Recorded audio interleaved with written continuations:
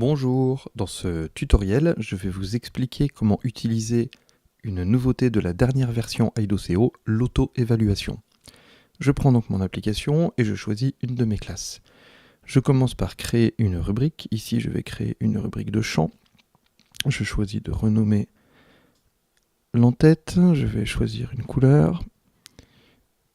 Et voilà, ma colonne est créée. En classe, je peux maintenant évaluer mes élèves. Si je choisis par exemple d'évaluer Flavie, je trouve qu'elle chante très bien, qu'elle chante très juste, par cœur, parfaitement en rythme, l'expression est parfaitement maîtrisée. Elle se retrouve donc avec un 20 sur 20.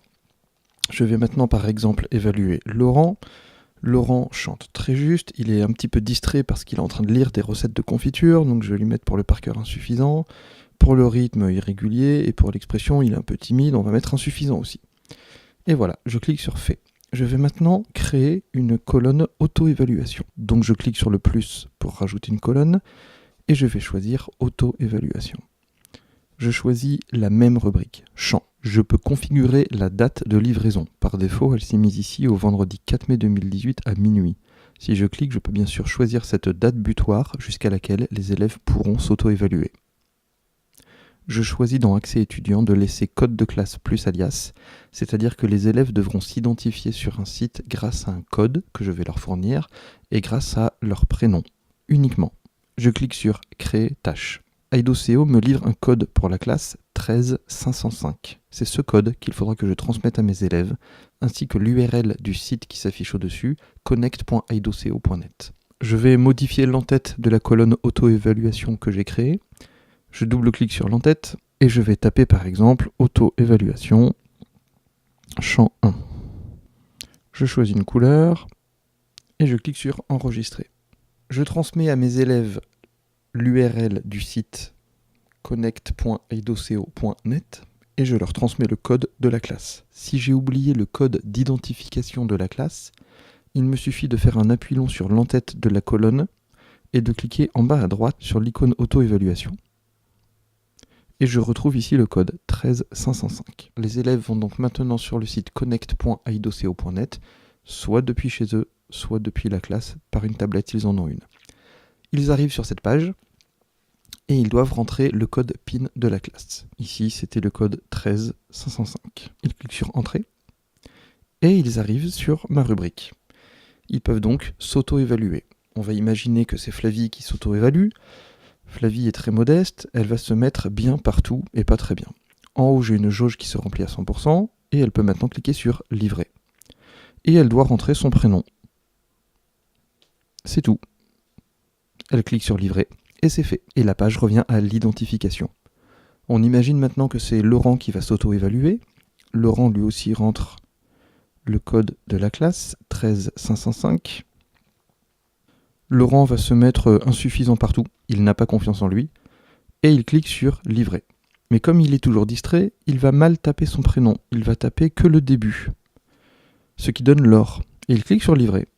Côté professeur, on retourne dans Aidoseo, et pour l'instant les notes n'apparaissent pas, les notes d'auto-évaluation n'apparaissent pas. Pour les faire apparaître, il suffit de tirer et glisser vers le bas cette colonne, comme ceci, et les notes vont apparaître toutes seules. Si le prénom correspond, ça s'affiche. S'il y a un souci, on aura un message de ce type à l'écran, un étudiant alias non résolu, Laure, et je vais cliquer sur le bouton vert affecter des données d'alias non résolu et je vais trouver tous les prénoms qui ne correspondent pas. Je trouve effectivement Laure et c'est à moi de dire à qui il appartient. Je vais donc chercher Laurent, je fais OK et sa note apparaît en dessous. Je peux bien sûr voir tout le détail de ce que les élèves ont rempli. Je peux comparer bien sûr à ce que moi j'ai évalué en classe. Ce qui sera intéressant, c'est maintenant d'envoyer cette comparaison à mes élèves. Je vais donc cliquer en haut à droite sur le bouton d'export et je vais choisir rapport par email. Je vais choisir mes deux colonnes, champ 1 et auto-évaluation champ 1. Je fais OK. Dans sujet, c'est le sujet du mail qui va apparaître. Dans la case texte, c'est le texte qui apparaîtra dans le mail. Je choisis à qui je souhaite l'envoyer. Je choisis d'ajouter les rubriques complètes. Je ne mets pas le détail des rubriques car il reprendrait le contenu de mes cases sous forme de texte. Et je clique sur Envoyer. N'oubliez pas que Aidoseo fonctionne avec l'application Mail de l'iPad, donc il utilisera les comptes mail que vous avez configurés. Par exemple ici, j'ai le choix entre plusieurs adresses, si je clique, de toutes celles que j'ai enregistrées dans Mail. Je choisis donc mon adresse académique. Je choisis le mail ici que j'avais rempli pour l'élève. Alors là, bien sûr, c'est la mienne. Ce n'est pas celle de Flavie. Et je clique sur Envoyer. Et voilà. On se retrouve maintenant avec le mail que va recevoir Flavie. Voilà, si Flavie ouvre le PDF qui est joint au mail que je lui ai envoyé, voilà ce qu'elle va trouver. Son prénom, sa classe, le trimestre, la date, et les résultats des différentes colonnes que j'avais souhaité joindre à ce rapport. Ici, le champ numéro 1, où moi je lui ai mis 20 sur 20, et son auto-évaluation, où elle s'était mise 14 sur 20.